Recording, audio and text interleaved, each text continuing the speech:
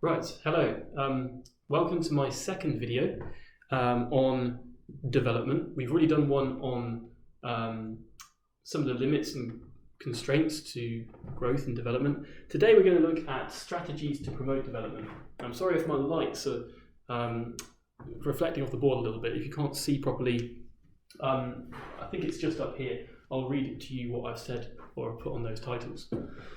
So today we've got a lot of stuff which is are things that you've done before.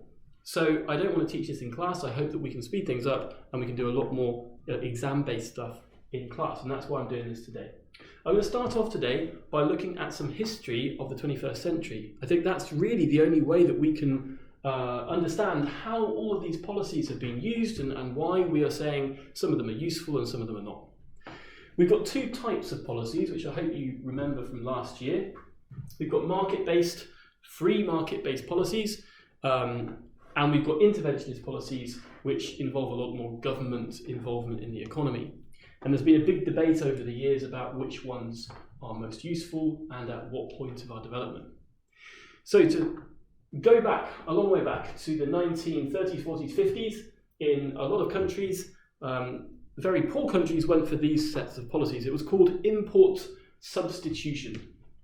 In Latin America, for example, Argentina is a good example. They realized that they were very primary product dependent. They were very agricultural. And they thought, well, why don't I replace some of those imports of simple goods like bikes or shoes? And why don't I replace those for my own production?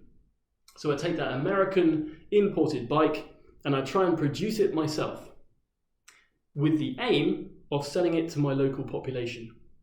So I'm taking an outflow, I'm taking a leakage from my economy, the imports, and I'm replacing it with my own consumption, my own domestic production, resulting in AD shifting out. They subsidized these companies to make them more efficient, or hopefully get more economies of scale.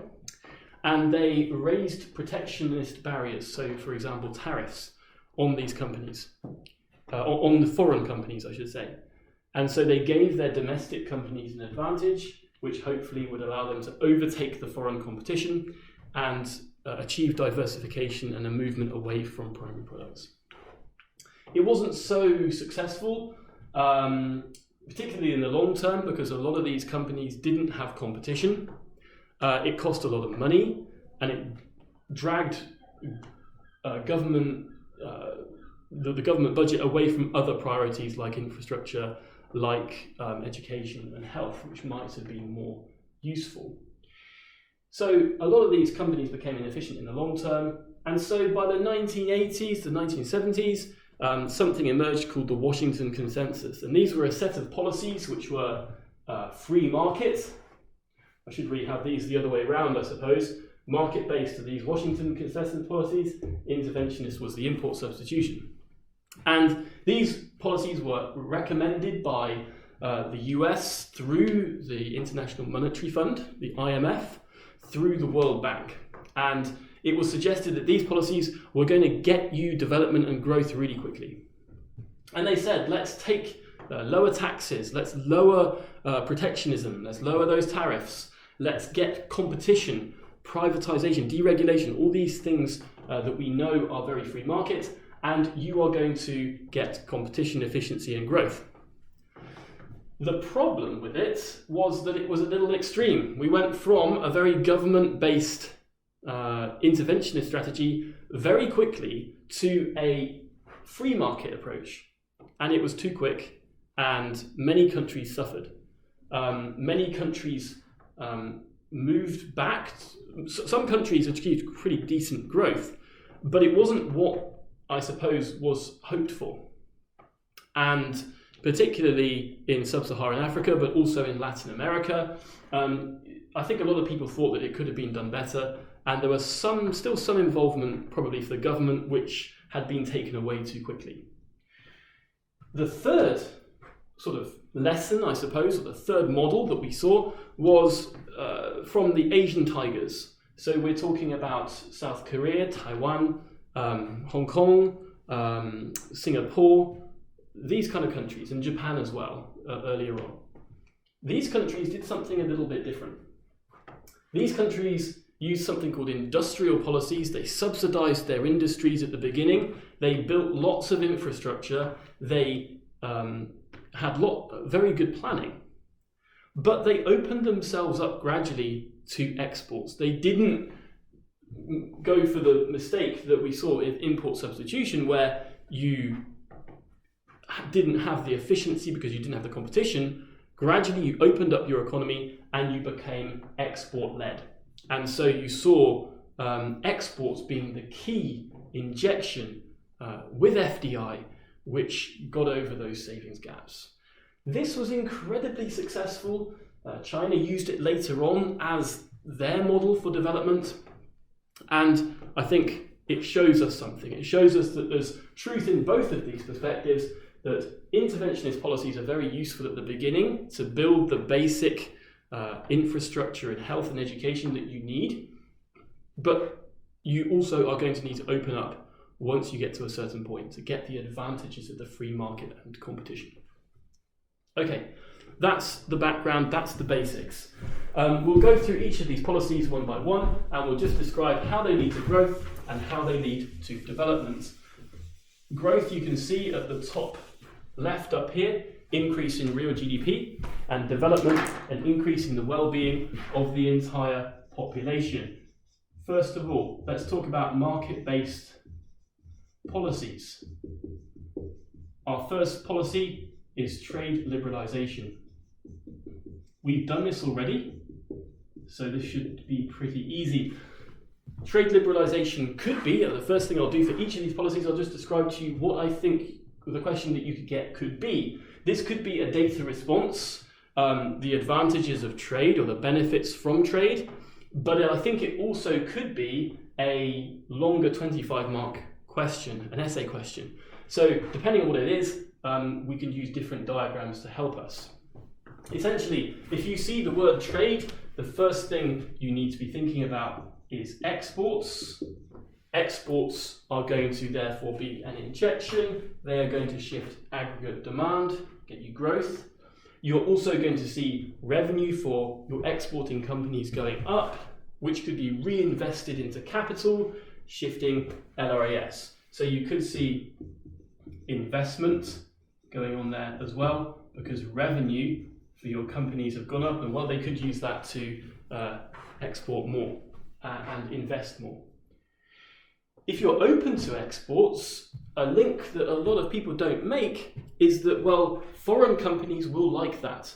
Foreign companies might want to set up in your country, and when they set up in your country, they could then export out of your country to another rich country, for example. And so you're likely to see FDI, foreign direct investment, increasing. Coca-Cola sees that, Argentina have just dropped their trade barriers.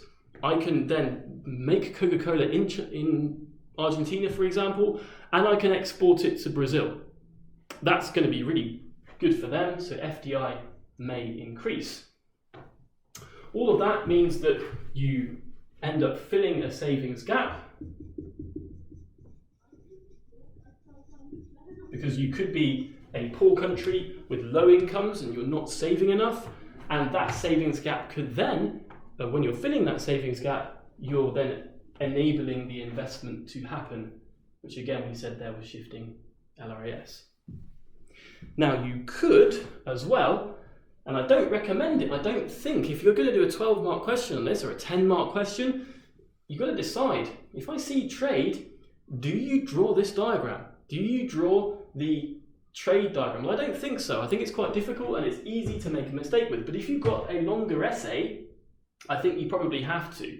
I think if you want to get the higher marks there, you want to be showing that you're able to get your countries the right way round. The difficult thing with this diagram is that you've got to get the countries the right way round.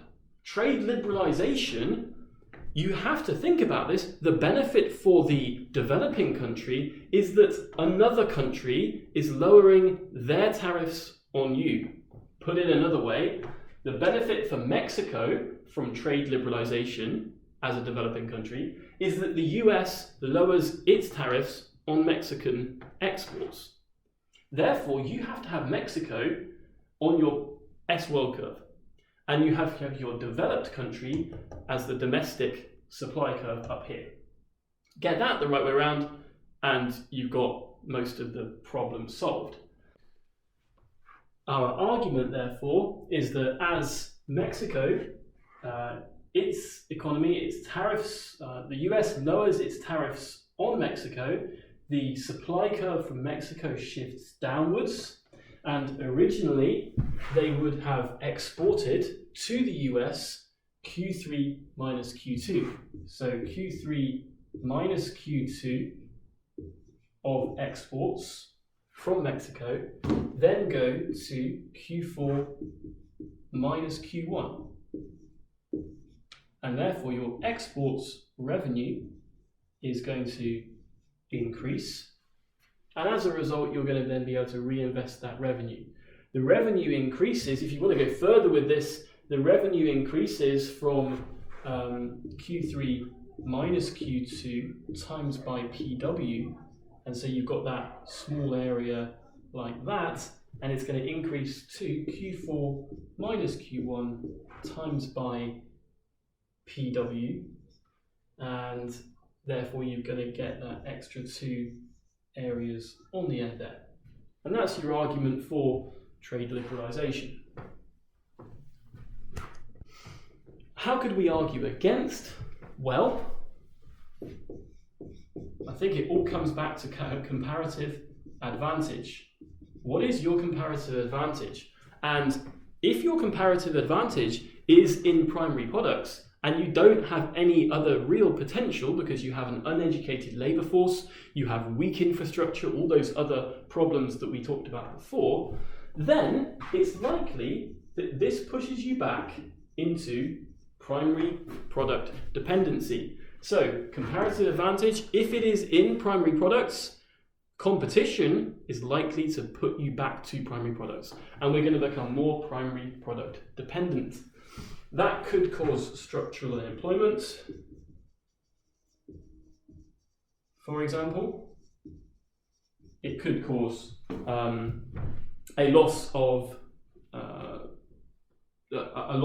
export revenue, actually, and it could destroy some of your industries. So that is really bad. I should actually mention, I just forgotten to say something, that this actually also gives you foreign currency. So if you want to put that in as well, it gives you foreign currency. We said before there was a problem with foreign currency gaps. It could allow you to do that too. Great. So when should you do trade liberalisation? Well, the ultimate answer is once you have the beginning of a comparative advantage in an industry that is beneficial to you. So if you've already built some infrastructure, you've educated some of your population, and you have some technology, for example, and some capital, then you might gradually open up your country, and that might be enough to allow you to compete in secondary manufacturing industries, and that would be good. If you haven't done anything, and say you're South Sudan, you're just going to get driven back into primary products, and that's not beneficial for you. Great. Okay. That's our first one, trade liberalisation. Number 2, we're going to look at FDI. FDI, foreign direct investment, has been seen as the key by a lot of people for development, and it's very, very useful. Essentially what you do, you encourage foreign companies to come to your country to invest. So we need to know that there's going to be investment. This is not aid. Can I just say that really clearly? No one is giving you any money. Can we get away from this idea that FDI is somehow some sort of charity? FDI is not trade. FDI is the purchase of capital by a foreign company in a different country. So we want to know that we've got capital being bought. We've got a factory being built by this company. That is therefore utilizing the profits of a rich company abroad to develop your country. And that therefore will do a number of things. It's going to fill your savings gap again, which is great. That's brilliant. You filled your savings gap, that allows you to invest. It's going to, as we see here again, very similar to exports, it's going to shift your AD. I is a component of AD. It's going to shift your LRAS because you're going to get a greater productive potential through capital. You might see, if you've got a nice, a useful, and perhaps, what's the word for it? I suppose useful FDI, I suppose. You might see technology transfers as well. So that company, technology and education, it might use new technology, it might educate your workers. A typical example is you may see that company educating your workers in English, for example. That could be really useful. It could bring ICT, new software, all those sorts of things, new capital, and that might improve your efficiency as well. Okay, is it going to be useful? Well, that's quite a difficult thing to say. Can I also just say as well, this is very debatable, but you might get employment, although you might not. Right, but let's have a bit of a discussion. We have two types of FDI, and actually you can use this in actually a lot of the different other strategies that we've seen. You can have something called extractive FDI. Extractive, essentially, it means you're taking things out of the country, and a lot of this is primary products, things like mining for oil, it might be minerals, it might be, it's often mining, diamonds, for example, in Democratic Republic of Congo, for example, oil, for example, in Nigeria or Angola, and that's not particularly useful. Why is it not useful? Because you, well, don't really get very much local employment. If you have extractive FDI, local workers don't get employed. You don't get very much education of those workers because I'm employing foreign executives. I may say also that my GDP may go up, but my GNI may stay the same. My GDP includes that foreign-owned assets from abroad. It goes to my GDP, but it's not going to go to my GNI because it doesn't go to my local people. It doesn't increase the living standards of the whole population.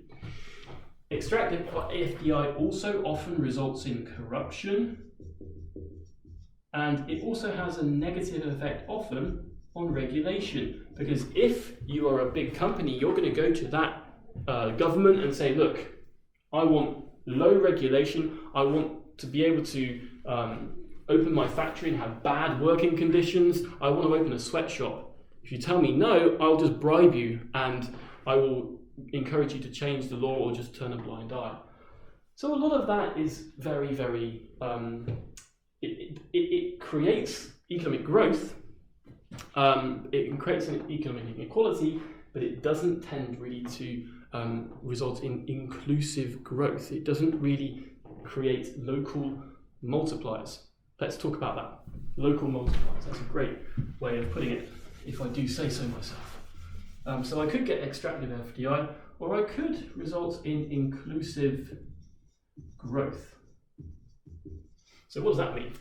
Well, if I have my local, if I have my foreign company investing in your country, they may employ local people. Those local people may be employed because they're educated. They may be cheaper than the foreign executives, and they may do the job just as well or nearly as well.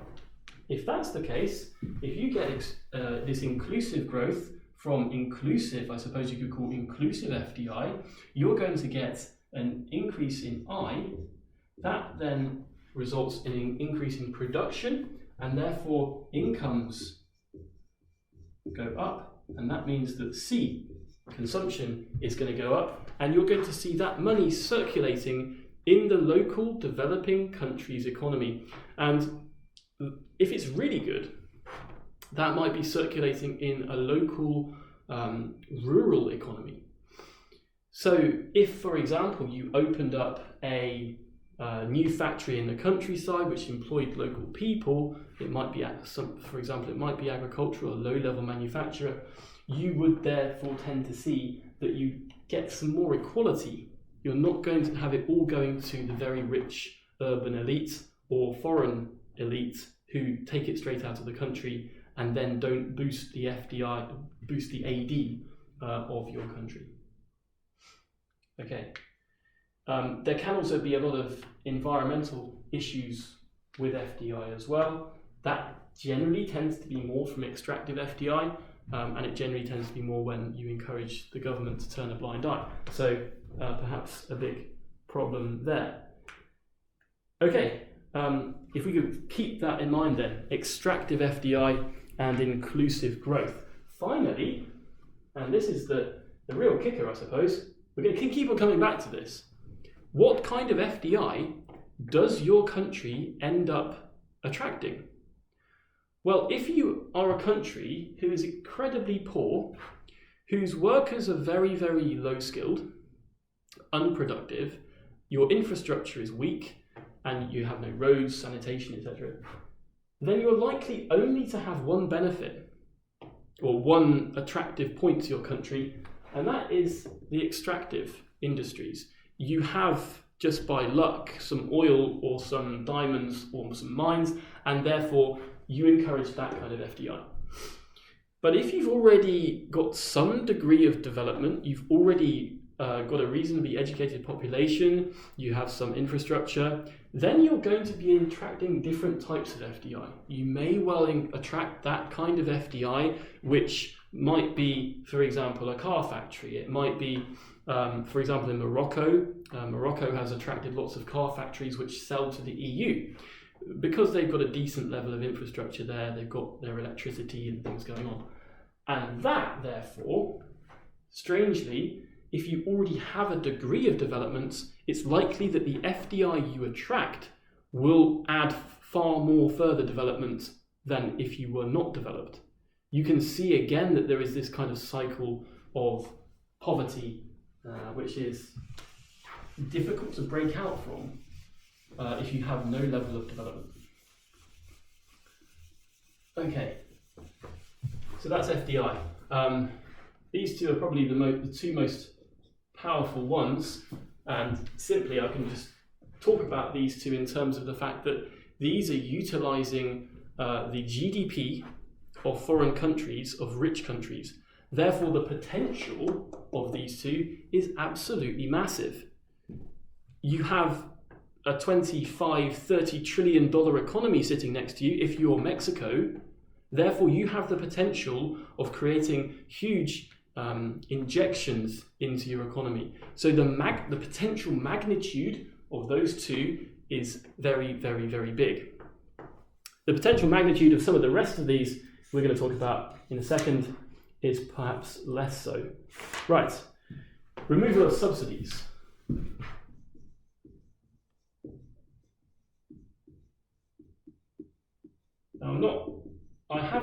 I don't think I've seen a question on this. So I'm slightly in two minds as to what to suggest. If you see this in paper 3, you can use a micro diagram. You can use the micro subsidy diagram.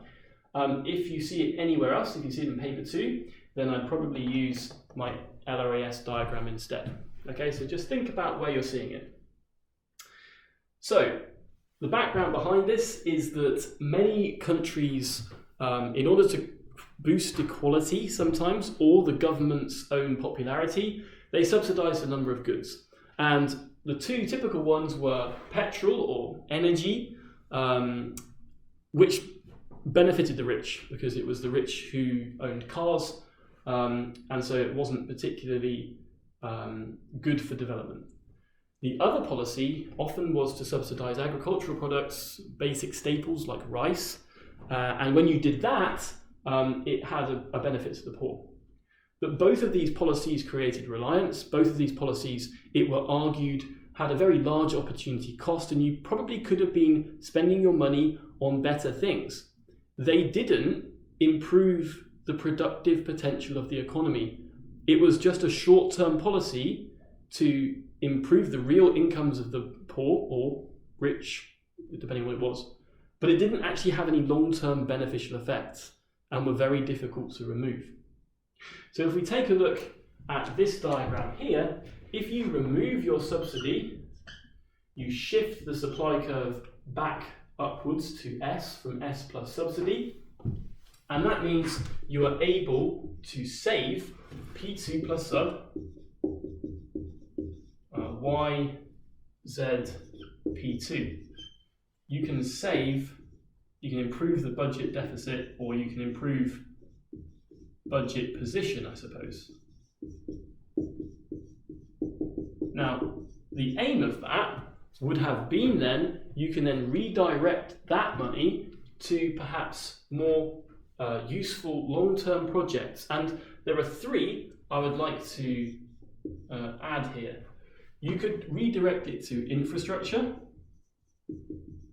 which is going to reduce costs for firms.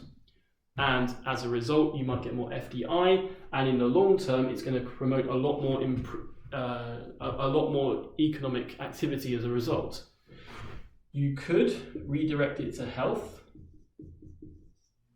So that one's going to hit GNI. You're going to have increases in health. That's again a part of development, it's a part of HDI. Or you could redirect it to education. And if you were to remove subsidies and then pay for other things, the allocation of resources would improve. You're going to get an improvement in allocative efficiency, and as a result, long-term development objectives improve. Okay, so I think that's pretty obvious policy. Crazy statistic. This upsets me. 3% of what's the statistic again? 3% of global GDP goes to energy subsidies. 3%. That's a ridiculous amount of money which is being spent on things which are not useful to people's quality of life. What could you do if you devoted 3% of GDP to health programs and education programs? It would be incredible. So we could go for that policy, and I think without doubt it would be great. The only problem with this is that you get a lot of political opposition if you do this. And look at Kazakhstan at the moment. If you just look into Kazakhstan, big political protests as they have decided not to subsidize petrol. So there's big opposition to that, but it's clearly a very good policy. Right, 4, floating exchange rates.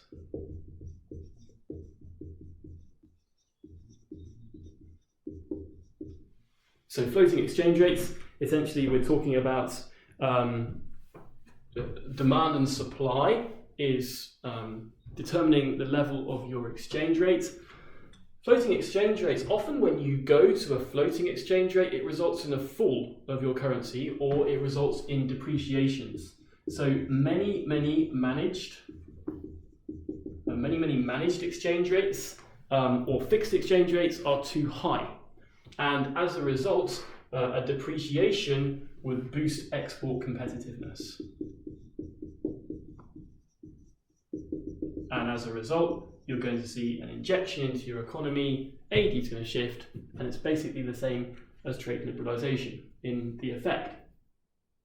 The other point that we could make is that a floating exchange rate will fall in a recession. And so if you're someone like Poland, Poland was able to have a drop in its exchange rate during the 2008 recession. It still had the zloty. Greece couldn't. Greece had the euro, and its currency couldn't fall.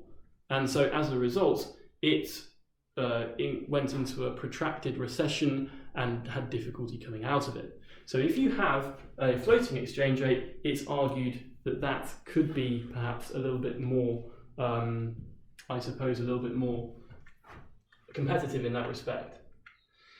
The other thing is that you do not need foreign currency reserves. So we don't need to keep currency reserves. That's great.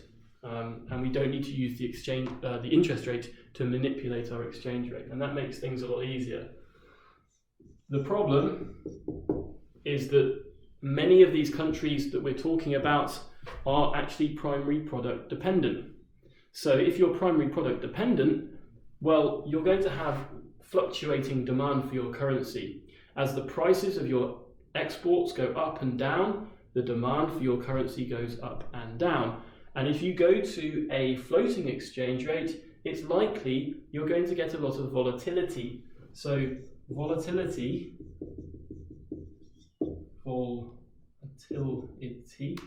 I spelled that wrong. I've just completely forgotten how to spell volatility. That's right. You're going to get a lot of volatility. That volatility creates uncertainty. That uncertainty stops investment. So here we go again. The same argument. You need a certain degree of development where you have enough different industries which are diversified. So I've got some tea, I've got some coffee, I've got some pineapples, but maybe also I'm producing some bikes, I'm producing possibly some cars as well. I've got enough different industries to balance things out. So if one of my industries, suddenly the prices go up or down this year, all the other ones will balance them out. And so a floating exchange rate would be okay. For a very, very, very, very primary product dependent country, particularly for oil, a floating exchange rate may well be dangerous. But we've done that already in the previous international competitiveness section. Right, that's floating exchange rates. Next one, microfinance. And this, of all of them, has the most direct impact on development. This came from India I think in around the 1960s, 70s, where some experiments were done on trying to promote inclusive growth. We've seen that these big policies create big injections, but the big problem was that those injections didn't ever really reach the poor. And particularly, those injections didn't really reach women.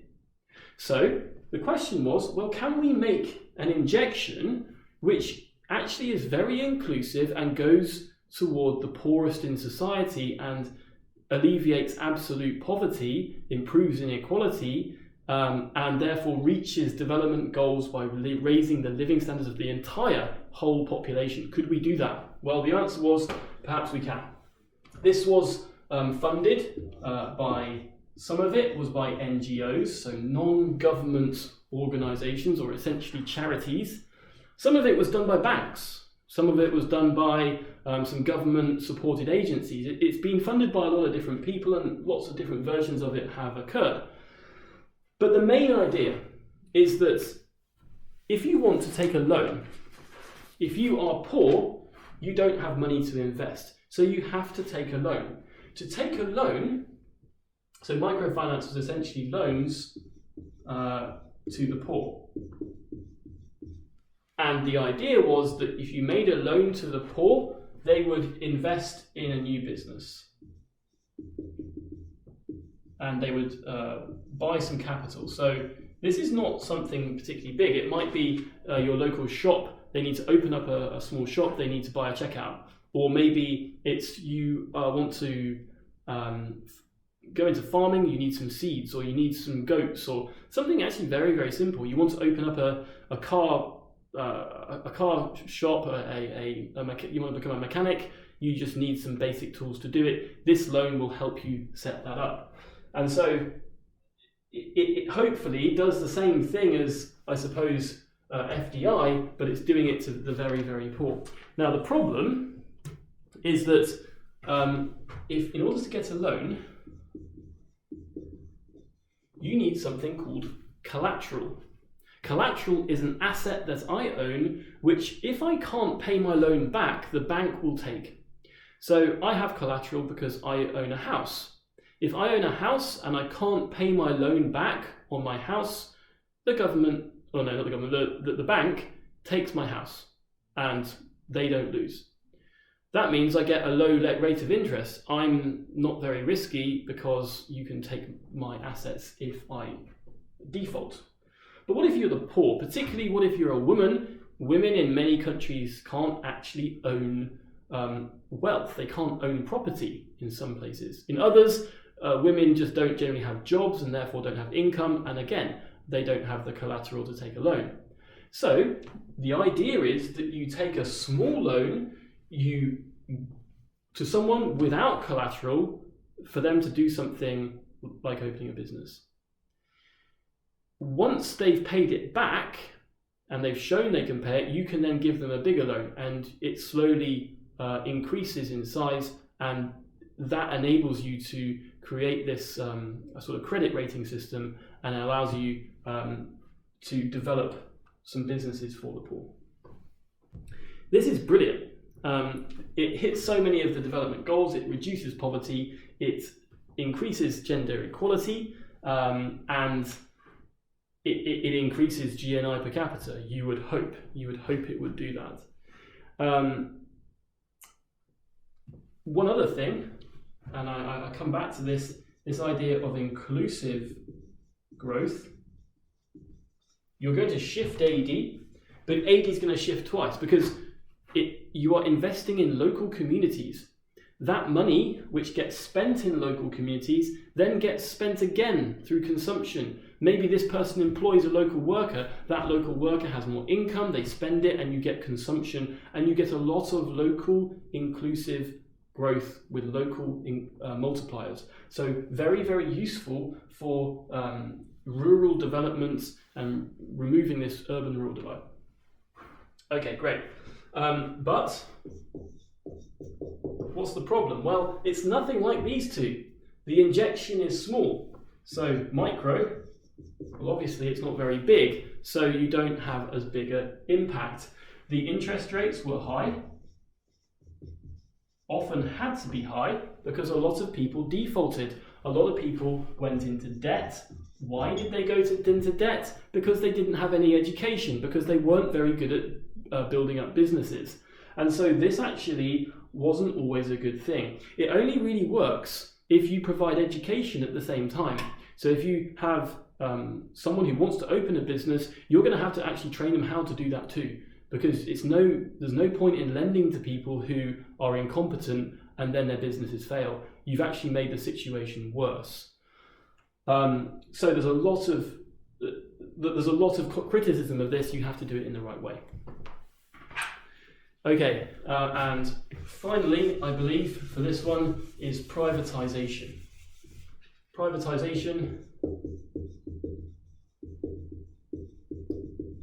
essentially you're taking government-owned businesses, you're selling them to the private sector. The idea behind that is that if government firms don't have any incentive, they don't need to make profit. They just go back to the government and ask for more money. For a private firm, you have a profit motive. You want to innovate, you want to invest, and you want to compete. So this is all about efficiency. You're promoting efficiency, and if that efficiency reduces prices, and you're talking about firms which are producing goods for local people, if prices fall, then you're going to see real incomes rising as you have cheaper products. People's incomes, the very poor, their incomes will go much further, their purchasing power will increase. And you're going to see also employment maybe rising as production rises. Don't know. Some privatization resulted in lots of short-term unemployment as the big nationalized industry, a lot of those workers were fired. But in the long run, you might get an increase in employment in that way. Whether it works or not, well, but it all depends on the type of industry you've created. Is it a monopoly? Sometimes you just took a public monopoly and you created a private monopoly. So is it competitive? That was the big question if you created a competitive private industry, you're probably going to get all these advantages of efficiency and prices falling, and AD shifting, LRAS shifting, and increasing GNI per capita, resulting in growth and development, as you see there. Great. I'm just realizing, it's hard work, and I'm hungry. Right.